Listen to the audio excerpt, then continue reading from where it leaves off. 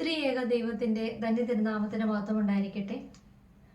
ക്രിസ്തു യേശുവിൽ അനുഗ്രഹിക്കപ്പെട്ട മർത്തമറിയ വനിതാ സമാജാംഗങ്ങളെ, വീണ്ടും ഒരിക്കൽ കൂടി 2026 അഖിലമലങ്കര മർത്തമറിയ വനിതാ സമാജത്തിൻ്റെ കേന്ദ്ര പരീക്ഷയുടെ പ്രിപ്പറേഷൻ്റെ ഭാഗമായിട്ടുള്ള വേദപഠന ക്ലാസ്സുകൾ ആരംഭിക്കുവാൻ തക്കവണ്ണം ദൈവം തമ്പുരാൻ ഇടയാക്കിയ മഹാകരുണയെ ഓർത്ത് നന്ദിയോടെ സ്തുതിക്കുന്നു, സ്തോത്രം ചെയ്യുന്നു. ഇത്തവണ ക്ലാസ്സുകൾ എടുക്കണമോ എന്ന് ഒന്ന് സന്ദേഹപ്പെട്ടിരുന്നപ്പോൾ പലപ്പോഴും പല ആളുകളെ വിളിച്ച് ചോദിക്കുകയും എനിക്ക് വീണ്ടും പ്രചോദനം നൽകുകയും ചെയ്തതിൻ്റെ ഇടയാക്കിയതിൻ്റെ അടിസ്ഥാനത്തിൽ വീണ്ടും ഒരിക്കൽ കൂടി എന്നിലെ നിക്ഷിപ്തമായിരിക്കുന്ന ദൈവികമായ കർത്തവ്യമാണ് ഇതെന്ന് ഞാൻ മനസ്സിലാക്കുകയും ഒരിക്കൽ കൂടി ഈ ക്ലാസ്സുകൾ ആരംഭിക്കുവാനായിട്ട് ദൈവത്തിൽ ശരണപ്പെടുന്നു. ആദ്യമായിട്ട് തന്നെ എല്ലാവർക്കും പുസ്തകം കിട്ടിക്കാണുമെന്ന് വിശ്വസിക്കുന്നു. നമുക്ക് പഠിക്കുവാനായിട്ട് കിട്ടിയിരിക്കുന്ന പുസ്തകം ഇതാണ്. അഭിമന്യ ഡോക്ടർ യോഹാനൻ മാർ ദിയസ്കോറസ് മെത്രാപ്പോലീത്ത തിരുമേനി എഴുതിയ അനുതപിക്കുക, ദൈവത്തിങ്കിലേക്ക് തിരിയുക എന്നുള്ള പുസ്തകമാണ് നമുക്ക് ഈ വർഷം പഠിക്കുവാനായിട്ടുള്ളത്. അതായത് അനുതാപ സങ്കീർത്തനങ്ങളെ ആസ്പദമാക്കിയിട്ടുള്ള ഈ പുസ്തകം, അതിൽ പ്രധാനമായിട്ട് 12 അധ്യായങ്ങളാണ് ഉള്ളത്. അനുതാപ സങ്കീർത്തനങ്ങളാണ് പ്രധാനമായിട്ട് നമുക്ക് പഠിക്കേണ്ടതായിട്ടുള്ളത്. ആമുഖമായിട്ട് പലരും ആദ്യമായിട്ട് പരീക്ഷകൾ എഴുതുന്നവരുണ്ടായിരിക്കാം. അപ്പോൾ ഈ വേദപഠന ക്ലാസ്സിൽ പ്രധാനമായിട്ടും നമ്മൾ ഫോക്കസ് ചെയ്യുന്നത് ഈ പുസ്തകത്തിൽ തന്നിരിക്കുന്ന ഉള്ളടക്കവും വ്യാഖ്യാനവും അതിനോടനുബന്ധമായിട്ടുള്ള ക്വസ്റ്റ്യനുകൾ നമ്മൾ ചേർത്ത് പഠിക്കുന്ന രീതിയാണ് ഉള്ളത്. അപ്പോൾ പ്രധാനമായിട്ട് നമുക്ക് നോക്കിയാൽ ഇത്തവണത്തെ നമ്മുടെ ചിന്താവിഷയം തന്നെ അനുതപിക്കുക, ദൈവത്തിങ്കിലേക്ക് തിരിയുക എന്നുള്ളതാണ്. പ്രധാനമായിട്ട് അനുതാപ സങ്കീർത്തനങ്ങളായിട്ട് നമ്മുടെ സഭ നമുക്ക് കൽപ്പിച്ചു തന്നിരിക്കുന്നതായ അനുതാപ സങ്കീർത്തനങ്ങൾ എന്നുള്ളത് 6-ാം സങ്കീർത്തനം, 32-ാം സങ്കീർത്തനം, 38, 51, 102, 130, 143 എന്നീ 7 സങ്കീർത്തനങ്ങളാണ് ഇത്തവണ നമുക്ക് പഠിക്കുവാനായിട്ടുള്ളത്. അപ്പോൾ നമുക്ക് ഇതിനകത്ത് ഈ പുസ്തകത്തിൽ നോക്കിയാൽ ആദ്യമായിട്ട് തന്നെ നമുക്ക് കാണാൻ സാധിക്കുന്നത്, ആദ്യമായി ഒരു ആമുഖം കാണുന്നുണ്ട്. അധ്യായം 1 അനുതാപ സങ്കീർത്തനമാണ്. അതിനെക്കുറിച്ചുള്ളൊരു ആമുഖമാണ് നൽകുന്നത്. എന്താണ് അനുതാപ സങ്കീർത്തനങ്ങൾ എന്നുള്ള ഒരു ആമുഖം നൽകുന്നു. മൊത്തത്തിൽ നമുക്ക് 12 ചാപ്റ്ററുകളാണ് പഠിക്കുവാനായിട്ടുള്ളത്. അതിൽ 1 ആമുഖമായി പോകുന്നു. 2 മുതൽ 8 വരെയുള്ള അധ്യായങ്ങളാണ് പ്രധാനമായിട്ട് നമ്മുടെ ഞാൻ ഈ പറഞ്ഞ 7 അനുതാപ സങ്കീർത്തനങ്ങളെ കുറിച്ച്. ഓരോ ചാപ്റ്ററിലും ഓരോ സങ്കീർത്തനങ്ങളാണ്, സങ്കീർത്തനത്തെക്കുറിച്ചുള്ള വ്യാഖ്യാനമാണുള്ളത്. പിന്നീട് 9-ാമത്തെ അധ്യായത്തിൽ നമുക്ക് കാണാൻ സാധിക്കുന്നത് അനുതാപം പ്രായോഗിക പ്രതിഫലനങ്ങൾ, അതായത് റിപ്പൻറ്റൻസ് ഇറ്റ്സ് പ്രാക്ടിക്കൽ റിഫ്ലക്ഷൻസ്, അതിനെക്കുറിച്ചുള്ള ഒരു വ്യാഖ്യാനമാണ്.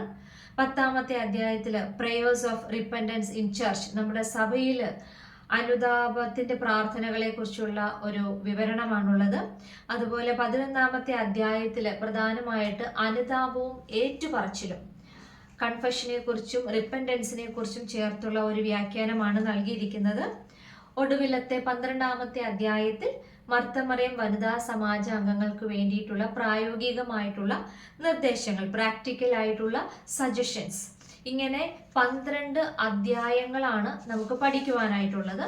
അതോടൊപ്പം തന്നെ 10 മനപ്പാഠ വാക്യങ്ങൾ, ഈ അധ്യായങ്ങൾക്ക് ശേഷം 10 മനപ്പാഠ വാക്യങ്ങൾ നൽകിയിട്ടുണ്ട്. അത് നാം പഠിക്കുക, ബൈഹാർട്ട് ചെയ്ത് പഠിക്കുക. അതിനുശേഷം നമുക്ക് ഒരു 2 പ്രാർത്ഥനകളും ഒരു ഗീതവുമാണ് പഠിക്കാനുള്ളത്. ഗീതം അനുതാപത്തിൻ്റെ, അതായത് മാർ അപ്രേമിൻ്റെ മെമ്മറ എന്നറിയപ്പെടുന്ന അനുതാപത്തിൻ്റെ ഗീതമാണ് നമുക്ക് പഠിക്കുവാനായിട്ടുള്ളത്. കർത്താവേ നിന്തിരുവടിയെ എന്ന് തുടങ്ങുന്ന ഗീതമാണ് നമുക്ക് പഠിക്കുവാനായിട്ടുള്ളത്. പ്രാർത്ഥന പ്രധാനമായിട്ട് ശീമാ നമസ്കാരത്തിലെ തിങ്കളാഴ്ച സന്ധ്യയുടെയും തിങ്കളാഴ്ച പ്രഭാതത്തിൻ്റെയും പ്രാർത്ഥനയുമാണ് നമുക്ക് പഠിക്കുവാനായിട്ടുള്ളത്. ഇതാണ് നമുക്ക് പ്രധാനമായിട്ടൊരു ആമുഖമായിട്ട് നമുക്ക് പഠിക്കുവാനായിട്ടുള്ള ഒരു ചെറിയ വിവരണം. ആദ്യമായി എഴുതുന്നവരൊക്കെ ഉണ്ട് എന്നറിയാം. അവർക്ക് പ്രത്യേകമായിട്ട് ഒരു ഐഡിയ ലഭിക്കുവാനായിട്ട് പറഞ്ഞു എന്ന് മാത്രം. അപ്പോൾ പുസ്തകം ലഭിച്ചിട്ടുണ്ട് എന്ന് ഞാൻ വിശ്വസിക്കുന്നു. നമ്മൾ പഠിക്കുവാനായിട്ട് ഇരിക്കുമ്പോൾ പ്രധാനമായിട്ട് ഒരു നോട്ട്ബുക്ക്, അതുപോലെ നമുക്ക് പഠിക്കുവാൻ തന്നിരിക്കുന്ന പുസ്തകവും വിശുദ്ധ വേദ പുസ്തകവും എടുത്തു വെച്ച് വേണം പഠിക്കുവാനായിട്ട് ഇരിക്കുവാനായിട്ട്. ഞാൻ ഓരോ വീഡിയോയിലും ഓരോ ചാപ്റ്റർ വൈസ് ഉള്ള വീഡിയോകളായിരിക്കും ഇടുക. അതിൽ ഓരോ ക്വസ്റ്റ്യൻസുകളും പ്രത്യേകമായിട്ട് പറഞ്ഞു പോകുന്നതായിരിക്കും. നിങ്ങൾ പഠിക്കുമ്പോൾ തന്നെ അതൊരു നോട്ട്ബുക്കിൽ എഴുതിയിട്ട് പ്രത്യേകമായിട്ട് ആ ക്വസ്റ്റ്യൻസ് ഓരോ ചാപ്റ്റർ വൈസ് ആദ്യമേ പഠിച്ചു പോവുക. അപ്പോൾ പരീക്ഷയുടെ സമയമാകുമ്പോഴേക്കും നമുക്ക് കവർ ചെയ്യാനും പറ്റും. അതുപോലെ തന്നെ നിങ്ങളുടെ നോട്ട് വെച്ചിട്ട് നിങ്ങൾക്ക് നന്നായിട്ടൊന്ന് റിവിഷൻ എടുത്ത് പോകാനായിട്ട് സാധിക്കുന്നതായിരിക്കും. അപ്പോൾ പ്രധാനമായിട്ട് പേജ് നമ്പർ 4 നമുക്ക് കാണുവാനായിട്ട് സാധിക്കുന്നത് ആമുഖമാണ്. ഈ ആമുഖത്തിൽ ഇൻ ജനറൽ ആയിട്ട് ഈ അനുതാപ സങ്കീർത്തനങ്ങളെ കുറിച്ചാണ് ഈ ആമുഖത്തിൽ നമുക്ക് കാണുവാനായിട്ട് സാധിക്കുന്നത്. അതിൽ പ്രധാനമായിട്ട് നമുക്ക് പറയുന്നത് എന്താണ് അനുതാപം അഥവാ മാനസാന്തരം, റിപ്പൻറ്റൻസ്, അതിനെക്കുറിച്ചാണ് പ്രധാനമായിട്ടും അവിടെ ഒരു ആദ്യത്തെ പാരഗ്രാഫിൽ പ്രധാനമായിട്ട് കാണുന്നത്. ഇവിടെ കാണുന്നത് ക്രൈസ്തവ വിശ്വാസത്തിൻ്റെ അടിസ്ഥാന സത്യങ്ങളിൽ ഒന്നായിട്ടാണ് ഈ അനുതാപത്തെ അഥവാ മാനസാന്തരം അഥവാ റിപ്പൻറ്റൻസ് എന്ന് ഇംഗ്ലീഷിൽ നമുക്ക് പറയുന്നതായിട്ട് കാണാൻ സാധിക്കും. ക്രൈസ്തവ വിശ്വാസത്തിൻ്റെ അടിസ്ഥാന സത്യങ്ങളിൽ ഒന്ന്, അതാണ് റിപ്പൻറ്റൻസ്. അടിസ്ഥാന സത്യങ്ങളിൽ ഒന്ന് മാത്രമാണ് അനുതാപം അഥവാ മാനസാന്തരം. അതായത് വൺ ഓഫ് ദി ഇമ്പോർട്ടൻറ്റ് ആയിട്ടുള്ള ഒരു ബേസിക് എലമെൻ്റ് ആണ് നമ്മുടെ സഭയുടെ വിശ്വാസത്തിൻ്റെ അടിസ്ഥാന ഘടകമാണ് അനുതാപം എന്ന് പറയുന്നത്. അപ്പോൾ എന്താണ് മാനസാന്തരം അഥവാ അനുതാപം, ഇല്ല എങ്കിൽ റിപ്പൻറ്റൻസ് എന്നുള്ളത് എന്താണ് എന്ന് അവിടെ പറയുന്നു. എന്താണ് മാനസാന്തരം? ദൈവവും മനുഷ്യനും തമ്മിലുള്ള ബന്ധം പാപത്താൽ തകരുമ്പോൾ ആ ബന്ധത്തെ പുനഃസ്ഥാപിക്കുന്ന മാർഗമാണ് മാനസാന്തരം. അപ്പോൾ നാം ഒരു പാപം ചെയ്യുമ്പോൾ അല്ലെങ്കിൽ നാം ഒരു തെറ്റ് ചെയ്യുമ്പോൾ എന്താണ് സംഭവിക്കുന്നത്? ദൈവവും നാമുമായിട്ടുള്ള ആ ഒരു ബന്ധമാണ് അവിടെ മുറിപ്പെടുന്നത്. അപ്പം ആ ബന്ധം തകർക്കപ്പെടുന്നത് ഈ ഒരു പാപത്താലാകുമ്പോൾ വീണ്ടും നമുക്ക് ദൈവവും മനുഷ്യനും തമ്മിലുള്ള ആ ഒരു ബന്ധത്തെ റീകണക്ട് ചെയ്യുവാനായിട്ട്, വീണ്ടും പുനഃസ്ഥാപിക്കുവാനായിട്ടുള്ള ഒരു മാർഗമാണ് മാനസാന്തരം അഥവാ അനുതാപം. അപ്പോൾ ഈ അനുതാപം എന്ന ആ ഒരു പ്രക്രിയയിലൂടെ ഒരു മനുഷ്യന് താൻ ചെയ്തു പോയ തെറ്റിനെ കുറിച്ചുള്ള അനുതാപം അഥവാ മാനസാന്തരം ഉണ്ടാകുമ്പോഴാണ് താൻ ചെയ്തു പോയ പാപം കൊണ്ട് ദൈവവുമായിട്ടുള്ള തൻ്റെ ബന്ധം മുറിപ്പെട്ടു പോയുവെങ്കിൽ ആ ബന്ധത്തെ വീണ്ടും പുനഃസ്ഥാപിക്കുവാനായിട്ട് നമുക്ക് സാധിക്കുന്നത് ഈ അനുതാപത്തിലൂടെയാണ്. അപ്പോൾ അതാണ് മാനസാന്തരം എന്ന് പറയുന്നത്. അപ്പോൾ ദൈവവും ഇവിടെ തന്നെ കാണുന്നതായിട്ട് നമുക്കറിയാം, ദൈവവും മനുഷ്യനും തമ്മിലുള്ള ബന്ധം എങ്ങനെയാണ് തകരുന്നത്? പാപത്താലാണ്. ആദിമ പാപം തന്നെ നമുക്ക് കാണുവാനായിട്ട് സാധിക്കും. അനുസരണക്കേട് എന്ന പാപം ആദാമും ഹൗവയും കാണിച്ചതാണ് ആദിമ പാപമായിട്ട് നമുക്ക് കാണുവാനായിട്ട് സാധിക്കുന്നത്. അപ്പോൾ ദൈവവും മനുഷ്യനും തമ്മിലുള്ള ബന്ധം തകരുന്നത് എങ്ങനെയാണ്? പാപത്തിലൂടെയാണ് ദൈവവും മനുഷ്യനും തമ്മിലുള്ള ബന്ധം തകരുന്നത്. ഇനി ഈ മാനസാന്തരം എന്നതുകൊണ്ട് എന്താണ് ഉദ്ദേശിക്കുന്നത്? മാനസാന്തരം ഇറ്റ് ലീഡ്സ് ടു കൺഫെഷൻ ആണ്. അതായത് മാനസാന്തരം helps to realise what was the sin which we had done. നമ്മൾ ചെയ്ത പാപം എന്താണെന്നൊന്ന് റിയലൈസ് ചെയ്യുവാൻ, തിരിച്ചറിയുവാനായിട്ട് മാനസാന്തരം നമ്മെ സഹായിക്കുന്നു, അല്ലെങ്കിൽ അനുതാപം നമ്മെ സഹായിക്കുന്നു. അങ്ങനെ ഈ അനുതാപം നമ്മെ നയിക്കുന്നത് എങ്ങോട്ടാണ്? കൺഫെഷനിലേക്ക്. വിശുദ്ധ സഭയിൽ അനുതപിക്കുന്ന ഒരു വ്യക്തിയെ സംബന്ധിച്ചിടത്തോളം കടന്നു പോകേണ്ട ഒരു കൂദാശയാണ് വിശുദ്ധ കുംഭസാരം എന്ന് പറയുന്നത്. അപ്പോൾ അനുതാപം that leads to holy confession. മാനസാന്തരം ലീഡ്സ് ടു കൺഫെഷൻ. അപ്പോൾ എന്താണ് കൺഫെഷൻ എന്നും ഇവിടെ നമുക്ക് കാണുവാനായിട്ട് സാധിക്കുന്നുണ്ട്. ഇവിടെ കൺഫെഷനും മാനസാന്തരവും തമ്മിൽ ഇതിനെ രണ്ടിനെയും, പാപത്തെ ഏറ്റുപറയുന്ന പ്രവൃത്തിയാണ് കൺഫെഷൻ എന്ന് ഉദ്ദേശിക്കുന്നത്. അതും ക്രൈസ്തവ ജീവിതത്തിലെ ഒരു അനിവാര്യ ഘടകമായിട്ട് തന്നെയാണ് ഇവിടെ ഈ പുസ്തകത്തിൽ അഭിമന്യ തിരുമേനി കുറിച്ചിരിക്കുന്നത്. അതായത് അനുതാപവും മാനസാന്തരവും ക്രൈസ്തവ ആത്മീയ ജീവിതത്തിന്റെ അനിവാര്യ ഘടകമാണ്. അപ്പോൾ എന്താണ് കൺഫെഷൻ? പാപങ്ങളെ ഏറ്റുപറയുന്ന പ്രവൃത്തിയെയാണ് കൺഫെഷൻ എന്ന് ഉദ്ദേശിക്കുന്നത്. ക്രൈസ്തവ ജീവിതത്തിന്റെ രണ്ട് അനിവാര്യ ഘടകങ്ങൾ ഏത് എന്ന് ചോദിച്ചാൽ നമുക്ക് എഴുതാൻ പറ്റും: റിപ്പൻറ്റൻസ് ആൻഡ് കൺഫെഷൻ, അതായത് മാനസാന്തരവും കുംഭസാരവും. അങ്ങനെ വിശുദ്ധ വേദ പുസ്തകത്തിലെ കേന്ദ്ര സന്ദേശമായിട്ട് ഇവിടെ കുറിക്കുന്നത് മാനസാന്തരത്തിലേക്കുള്ള വിളി. മാനസാന്തരത്തിലേക്ക് ഒരു മനുഷ്യന് നൽകുന്ന വിളിയാണ് വിശുദ്ധ വേദപുസ്തകത്തിന്റെ കേന്ദ്ര സന്ദേശമായിട്ട് നമുക്ക് ഇവിടെ കാണുവാനായിട്ട് സാധിക്കുന്നതെല്ലാം ഈ ആമുഖത്തിലെ 1-ാമത്തെ പാരഗ്രാഫിൽ തന്നെ നമുക്ക് കാണുവാനായിട്ട് സാധിക്കുന്നു. അപ്പോൾ വിശുദ്ധ വേദപുസ്തകത്തില് എല്ലാ അധ്യായങ്ങളിലും അനുതാപത്തിന്റെ ഒരു ശബ്ദം ഉണ്ടെങ്കിലും പ്രധാനമായിട്ട് ഈ 7 അനുതാപ സങ്കീർത്തനങ്ങളെയാണ് നാം ഇവിടെ പഠിക്കുവാനായിട്ട് ഉദ്ദേശിക്കുന്നത്. പ്രധാനമായിട്ടുള്ള 7 അനുതാപ സങ്കീർത്തനങ്ങളാണ്. അത് ഞാൻ സൂചിപ്പിച്ചതുപോലെ അത് ബൈഹാർട്ടായിട്ട് പഠിക്കുക. ഏതൊക്കെയാണ് ഈ അനുതാപ സങ്കീർത്തനങ്ങൾ എന്ന് ഉദ്ദേശിക്കുന്നത് ഒരിക്കൽ കൂടി ഞാൻ പറയാം. 6-ാമത്തെ സങ്കീർത്തനം, 32, 38, 51, 102, 130, 143 ഇങ്ങനെ ഈ 7 സങ്കീർത്തനങ്ങളാണ് പ്രധാനമായിട്ടും നമുക്ക് പഠിക്കുവാനുള്ളത്. അപ്പോൾ ഈ ഓരോ സങ്കീർത്തനത്തിലും അതിൻ്റെ ഓരോ തരത്തിലുള്ള പ്രധാനമായിട്ടുള്ള ഒരു കേന്ദ്ര ബിന്ദു, ഒരു വിഷയം ഉണ്ടായിരിക്കും. പ്രധാനമായിട്ട് നമുക്ക് നോക്കിയാൽ 6-ാം സങ്കീർത്തനത്തിൽ നമുക്ക് നോക്കിയാൽ കാണാൻ പറ്റും, it's A prayer four Mercy during trial. നമ്മുടെ ജീവിതത്തിലെ കഷ്ടങ്ങൾ, പ്രയാസം ഉണ്ടാകുമ്പോൾ ദൈവകരുണയ്ക്കായിട്ടുള്ള ഒരു പ്രാർത്ഥനയായിട്ടാണ് 6-ാമത്തെ സങ്കീർത്തനം നമുക്ക് കാണുവാനായിട്ട് സാധിക്കുന്നത്. അങ്ങനെയെങ്കിൽ ഓരോ സങ്കീർത്തനവും അത് നാം മുന്നോട്ട് പഠിച്ചു വരുമ്പോൾ ഓരോ സങ്കീർത്തനത്തെ കുറിച്ച് നമുക്ക് ഡീറ്റെയിൽഡ് ആയിട്ട് പഠിക്കുവാനായിട്ട് സാധിക്കുന്നു. ഇനി ഇവിടെ ഒരു കാര്യം കൂടി ഞാൻ പറയുവാനായിട്ട് ആഗ്രഹിക്കുന്നു. എന്താണ് ഈ മാനസാന്തരവും കൺഫെഷനും തമ്മിലുള്ള വ്യത്യാസം? എന്താണ്, എവിടെയാണ് അതിൻ്റെ ഒരു വേരിയേഷൻ വരുന്നത്? നമുക്കറിയാം, മാനസാന്തരം എന്ന് പറയുന്നത് അനുതാപം അഥവാ റിപ്പൻറ്റൻസ്. അതാണ് മാനസാന്തരം അല്ലെങ്കിൽ അനുതാപം എന്നുള്ളത് നമ്മൾ കണ്ടു കഴിഞ്ഞു. എന്താണ് അനുതാപം? അനുതാപം എന്ന് പറഞ്ഞാൽ നമുക്കൊരു പാപത്തിൽ നിന്നുള്ള ഒരു കമ്മിങ് ബാക്ക്. അപ്പോൾ മാനസാന്തരം അല്ലെങ്കിൽ കൺഫെഷൻ എന്ന് നാം ചെയ്യുന്നത് എപ്പോഴാണ്? കൺഫെഷൻ ചെയ്യുന്നത് നമ്മുടെ ഉള്ളിൽ കുറ്റബോധം ഉണ്ടാകുമ്പോഴാണ്. ഞാൻ ചെയ്തത് തെറ്റിപ്പോയി, I have done something wrong, ഞാൻ റോങ് ആയി എന്നുള്ള ഒരു കുറ്റബോധം ഉണ്ടായി, പ്രവൃത്തി തെറ്റായി എന്ന് സമ്മതിക്കുന്ന ഒരു പ്രവൃത്തിയാണ് കൺഫെഷൻ എന്ന് പറയുന്നത്. അതായത് admission and acknowledgement of something which I have done wrong. എന്നെക്കുറിച്ച്, ഞാൻ ചെയ്ത പാപത്തെക്കുറിച്ചുള്ള ഒരു ബോധ്യവും അതിൻ്റെ acknowledgement, yes I have done എന്നുള്ള ഒരു അക്നോളജ്മെന്റ്, അതാണ് നമുക്ക് പ്രധാനമായിട്ട് കൺഫെഷൻ എന്ന് ഉദ്ദേശിക്കുന്നത്. ഞാൻ തെറ്റ് ചെയ്തു പോയി എന്ന് മാത്രം എനിക്ക് ബോധ്യമുണ്ടാകുന്നു, അതിനെയാണ് കൺഫെഷൻ എന്നതുകൊണ്ട് ഉദ്ദേശിക്കുന്നത്. എന്നാൽ ഈ കൺഫെഷന് നാം റെഡി ആകുമ്പോൾ അതിനേക്കാൾ ഒരു പിടി മുന്നോട്ട് നിൽക്കുന്ന ഒരു പ്രവൃത്തിയാണ് റിപ്പൻറ്റൻസ് എന്ന് പറയുന്നത്. അതായത് കൺഫെഷൻ എപ്പോഴാണ് മീനിങ് ഫുൾ അല്ലെങ്കിൽ കംപ്ലീറ്റ് ആകുന്നത് എന്ന് ചോദിച്ചാൽ പ്രധാനമായിട്ടും നമുക്ക് കൺഫസ് ചെയ്യുന്ന വ്യക്തിക്ക് അനുതാപം ഉണ്ടായെങ്കിൽ മാത്രമേ ഈ കൺഫെഷൻ കംപ്ലീറ്റ് ആകുന്നു എന്ന് നമുക്ക് പറയുവാനായിട്ട് സാധിക്കത്തുള്ളൂ. അതായത് റിപ്പൻറ്റൻസിലൂടെ മാത്രമാണ് നമ്മുടെ മാനസാന്തരം, കൺഫെഷൻ പൂർത്തിയാകുന്നതായിട്ട് നമുക്ക് കാണുവാനായിട്ട് സാധിക്കും. അപ്പോൾ ഈ അനുതാപം അഥവാ മാനസാന്തരം, കൺഫെഷന്റെ ഒരു പിടി മുന്നോട്ട് പോകുന്നത് എങ്ങനെയാണ്? അനുതപിക്കുന്ന ഒരു വ്യക്തി എന്താണ് ചെയ്യുന്നത്?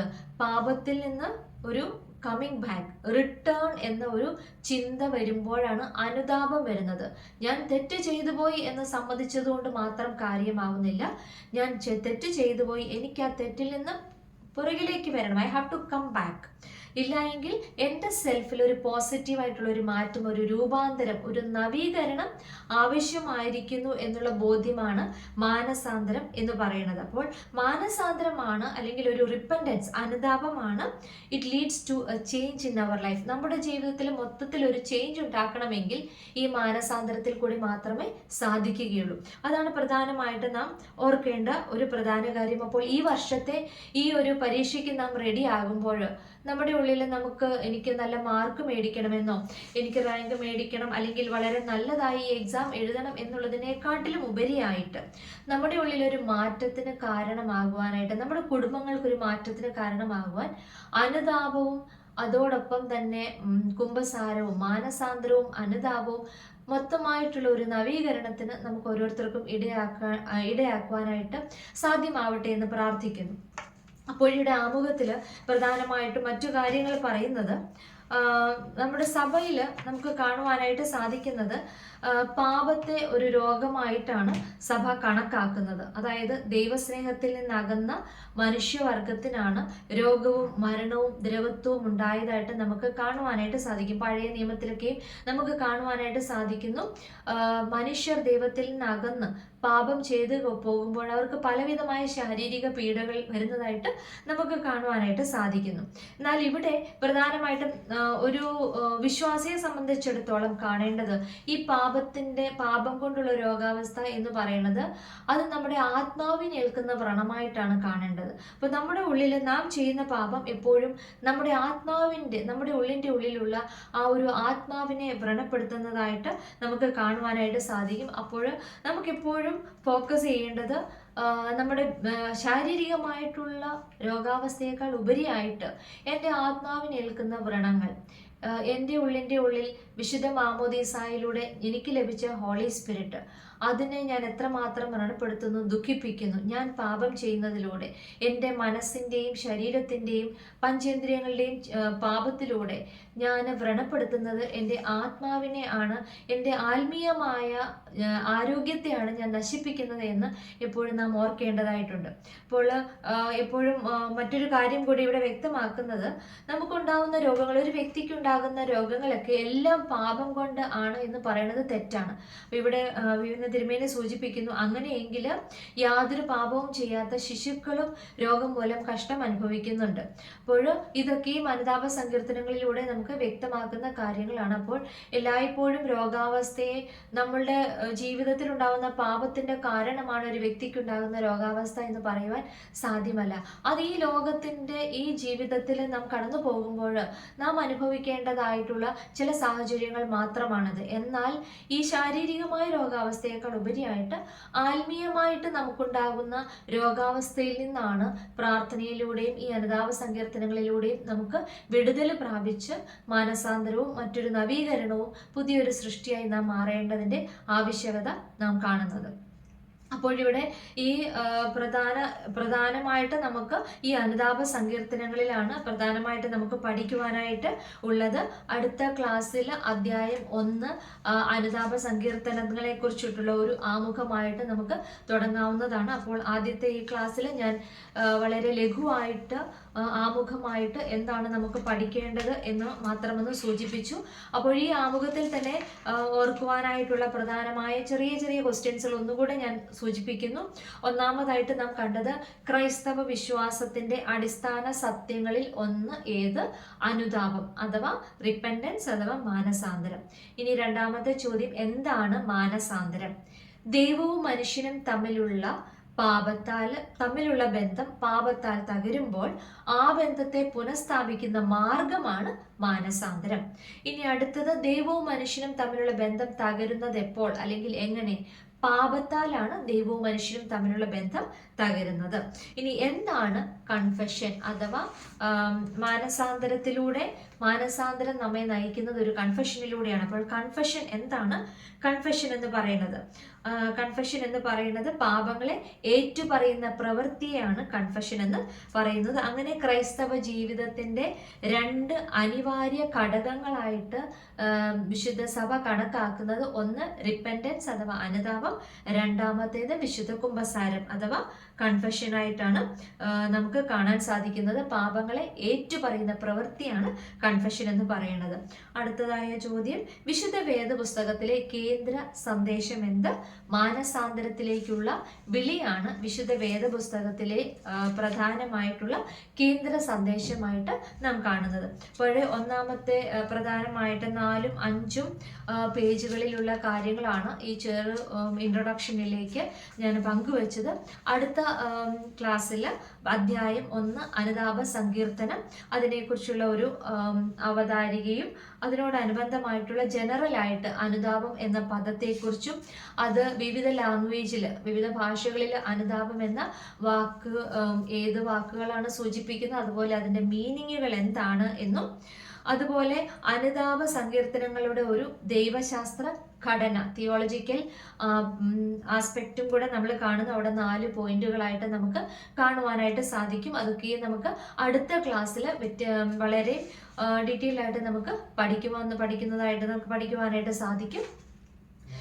കഴിഞ്ഞ കാലങ്ങളിലൊക്കെയും ഞാൻ ഓർപ്പിച്ചതുപോലെ ഈ പഠനം എന്നുള്ളത് മാർക്ക് മേടിക്കുക എന്നുള്ളതിനേക്കാൾ ഉപരിയായിട്ട് നമ്മുടെ വളരെ തിരക്ക് നിറഞ്ഞ ജീവിതത്തിൽ ഒരിത്തിരി സമയം, പ്രധാനമായിട്ടും വീട്ടമ്മമാരായിട്ടും അമ്മമാരായിട്ടും ഭാര്യമാരായിട്ടും വല്യമ്മമാരായിട്ടും ഒക്കെ വളരെ തിരക്ക് പിടിച്ച ജീവിതത്തിലൂടെ ജീവിക്കുന്ന സ്ത്രീജനങ്ങളായി നമുക്ക് ഇത്തിരി സമയം ദൈവത്തിന് വേണ്ടി പങ്കുവയ്ക്കുവാനായിട്ട്, ദൈവത്തോടൊപ്പം ചെലവഴിക്കാനായിട്ട്, നമുക്ക് മാത്രമായിട്ട് ദൈവവുമായിട്ടിരുന്ന് വിശുദ്ധ വേദപുസ്തകം പഠിക്കുവാനായിട്ട് ലഭിക്കുന്ന ഒരു അനുഗ്രഹിക്കപ്പെട്ട നിമിഷമായിട്ട് മാത്രം ഇതിനെ കൂടുതലായിട്ട് നാം കാണേണ്ടതാണ്.